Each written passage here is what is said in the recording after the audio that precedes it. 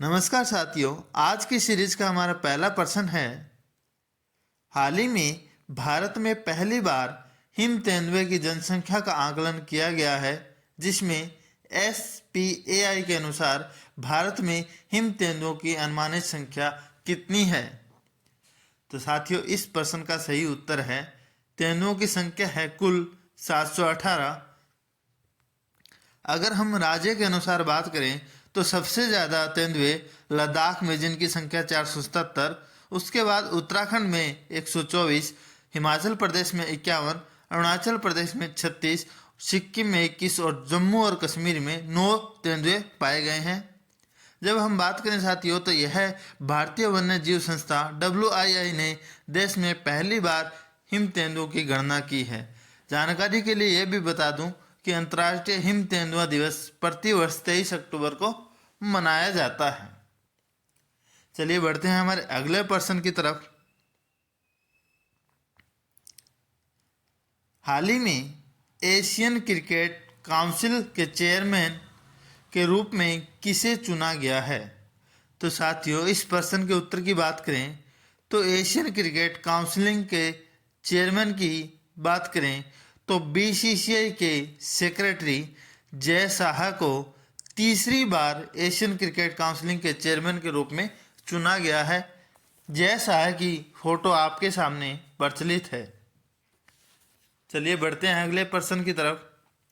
हाल ही में मोदी सरकार के दूसरे कार्यकाल का आखिरी बजट 2024 1 फरवरी 2024 को पेश हुआ है, जिसमें किस मंत्रालय को सबसे अधिक बजट आवंटित किया गया है।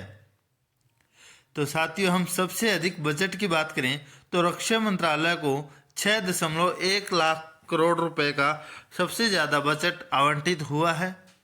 इसके बाद हम बात करें साथियों, तो सड़क परिवहन और राजमार्ग मंत्रालय को 2.78 लाख करोड़ का बजट आवंटित किया गया है। यह बजट वित्त मंत्री निर्मला सीतारमण के द्वारा पेश किया गया है। जानकारी के लिए यह भी बता दूं कि लगातार छठी बार यह बजट निर्मला सीतारमण के द्वारा पेश किया गया और यह सबसे ज़्यादा है। अगला हमारा क्वेश्चन, हाल ही में जीव विज्ञान श्रेणी में युवा वैज्ञानिकों को ब्लाउटनिक पुरस्कार से सम्मानित किया गया है। इनमें कितने भारतीय वैज्ञानिकों को शामिल किया गया है। यह यूनाइटेड स्टेट की बात हो रही है साथियों।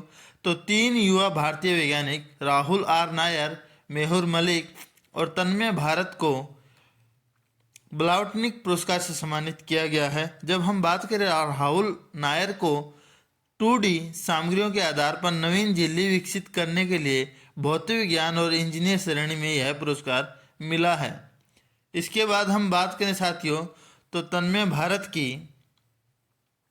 तन्मय भारत ने कोशिका सतह अणुओं के परमाणु स्तर पर तस्वीर बनाने के लिए इलेक्ट्रॉन क्रायोटोग्राफी के अत्याधुनिक तकनीक विकसित करने के लिए जीवन विज्ञान श्रेणी में यह पुरस्कार अपने नाम किया है। चलिए बढ़ते हैं हमारे अगले प्रश्न की तरफ। प्रश्न नंबर 5 है, हाल ही में ट्रांसपेरेंसी इंटरनेशनल द्वारा जारी 180 देशों की भ्रष्टाचार धारणा सूचकांक 2023 की सूची में शून्य भ्रष्टाचार या सबसे कम भ्रष्टाचार वाला देश कौन सा है। तो साथियों, सबसे कम भ्रष्टाचार वाले देश की बात करें तो डेनमार्क एक ऐसा देश है जहां पे शून्य भ्रष्टाचार या सबसे कम भ्रष्टाचार है। इसे पहला स्थान मिला है। दूसरे स्थान की बात करें तो फिनलैंड ऐसा देश है जो कि भ्रष्टाचार की सूची में दूसरा सबसे कम। तीसरा स्थान न्यूजीलैंड को मिला है। जब इसी सूची में हम देखें साथियों, तो भारत का कौन सा स्थान मिला है, तो भारत को 93वां स्थान मिला है। और जो हम बात करें साथियों 180 देशों की सूची में सबसे भ्रष्ट देशों की बात करें तो सबसे ज़्यादा भ्रष्टाचार वाला देश है सोमालिया। ये भी क्वेश्चन परीक्षा में पूछा जा सकता है, तो आप जानकारी के लिए याद रखें। चलिए बढ़ते हैं हमारे अगले प्रश्न की तरफ। क्वेश्चन नंबर 6, हाल ही में खेलो इंडिया शीतकालीन खेल 2024 का शुभांकर क्या रखा गया है। साथियों, खेलो इंडिया शीतकालीन खेल 2024 की शुरुआत होने जा रही है, जिसके शुभंकर की बात करें तो शुभंकर है CNC। साथियों, इसकी फोटो आपको दिखाऊं तो यह एक तेंदुए का रूप है। और इसी से रिलेटेड एक बहुत ही गजब की बात यह बताता हूं कि खेलो इंडिया विंटर गेम 2024 का शुभंकर राजसिंह तेंदुआ है, जिसे लद्दाख क्षेत्र में CNC या शान का नाम दिया गया है। जम्मू कश्मीर और लद्दाख के सबसे ऊंचाई वाले क्षेत्रों में मूल निवासी है। हिम तेंदुआ खेलों की भावना का प्रतीक है और इसे लुप्त प्राय प्रजाति के संरक्षण की ओर ध्यान आकर्षित करता है और सबसे ज्यादा हिम तेंदुए लद्दाख क्षेत्र में पाए गए हैं। अगला हमारा क्वेश्चन है, हाल ही में खेलो इंडिया यूथ गेम 2023 में किस तैराक ने 5 व्यक्तिगत स्वर्ण पदक जीते हैं? तो साथियों, खेलो इंडिया यूथ गेम 2023 का समापन हो चुका है, जिसमें तेलंगाना की तैराक वर्ती अग्रवाल ने एक इस खेल में लगातार 5 स्वर्ण पदक जीते हैं। वर्ती ने महिलाओं की 200 metre butterfly, 200 metre, 800 metre, 400 metre और 1500 मीटर में फ्री स्टाइल स्पर्धाओं में शीर्ष स्थान हासिल करके 5 व्यक्तिगत स्वर्ण पदक जीते हैं। अलग अलग स्पर्धा की बात है। और वर्ती अग्रवाल इस वर्ष खेलो इंडिया यूथ गेम्स में 5 स्वर्ण पदक जीतने वाली एकमात्र तैराक बन गई है। तो ये भी आप प्रश्न ध्यान रखें। अगला हमारा क्वेश्चन है, हाल ही में खेलो इंडिया यूथ गेम्स 2023 संपन्न हुआ है, जिसकी पदक तालिका में कौन सा स्थान या कौन सा राज्य शीर्ष पर रहा है?